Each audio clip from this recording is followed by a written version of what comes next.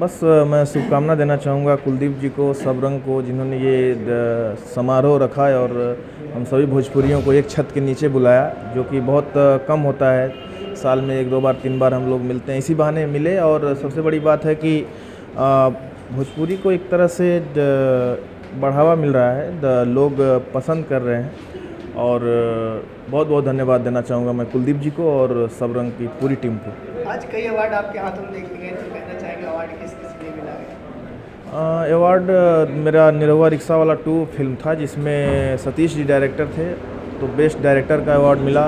Best film का award मिला, जिसमें मैं और मेरे राहुल खान प्रोड्यूसर थे, दोनों हम लोग पार्टनर थे। और बेस्ट एक्टर का अवार्ड मिला, जो मेरे बड़े भाई हैं दिनेश लाल यादव। तो 3 अवार्ड मिले निरहुआ रिक्शा वाले 2 को। जो हम लोगों ने दूसरी फिल्म बनाई साथ में, और आगे हम लोगों ने पिक्चरें बनाते रहेंगे।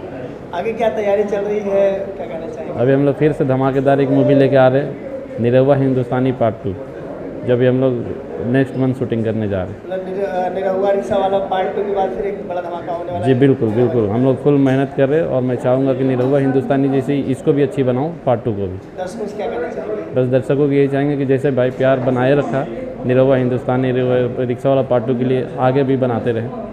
थैंक्स।